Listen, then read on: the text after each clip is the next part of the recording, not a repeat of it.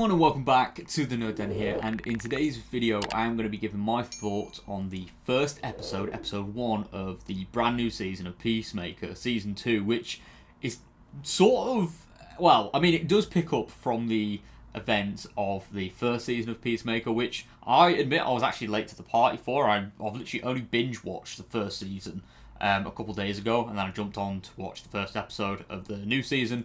And then there's going to be a new episode every single week. So, yeah, I am kind of late to the party, and I watched all of season 1, which was mostly connected to the old DC or the DC EU continuity. So, when season 2 obviously dropped, there were a few retcons, and this is more specifically to do with, and again, there's going to be some light spoilers in this little review anyway, but essentially, which is crazy, we do have a retcon for the Justice League being mentioned and appearing in season 1, which, yeah, during the previously for season 1, Peacemaker, obviously played by the brilliant John Cena, it mentions about the Justice League, but instead it's been replaced by the Justice Gang, who did make their debut in Superman, which was another really good DC property, and I think it was not technically the first in the DC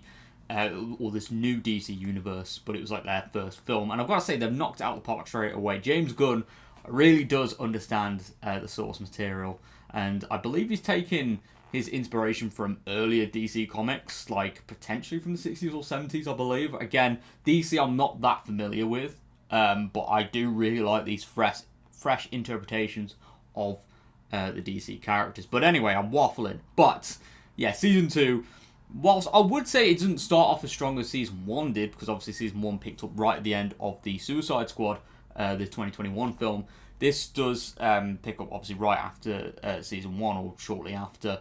And I've got to say, I do like how it does tie into the Superman film, and this takes place right about shortly after the Superman film, because it is all the events are referred to in that film. And I've got to say, it is nice seeing some more world building and stuff. Obviously, we've got a little bit of multiverse setup as well, but it's going to be played off in a little bit more of a light-hearted manner, I'm guessing, compared to other multiversal films similar to The Flash or the multiple Marvel takes on the multiverse in their saga. So, yeah, there are a lot of plot threads that are set up during this film, or this episode, should I say.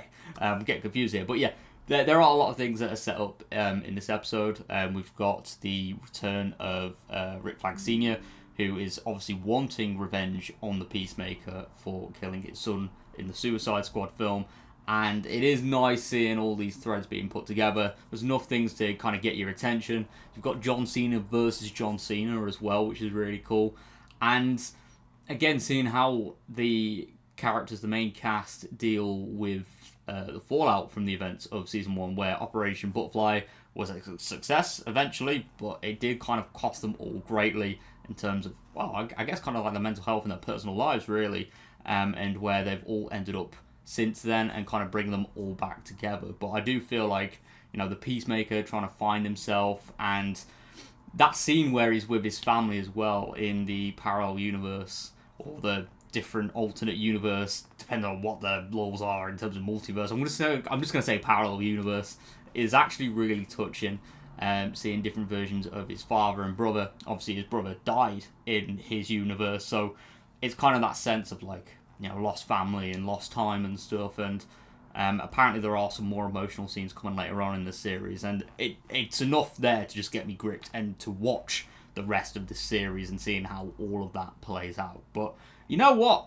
Overall, I would say it is a strong start to this season. I would say it is a little bit weaker compared to the start of season 1, but there are a lot of things that need to be set up, and obviously there's going to be a lot of things that need to be paid off as well. But overall, I really enjoyed it. I'm going to give it a 9 out of 10, and I can't wait to see it this week, because I was nearly a week behind, but I've caught up now, and I absolutely cannot wait to see what happens next. But anyway, thank you so much for tuning into this video.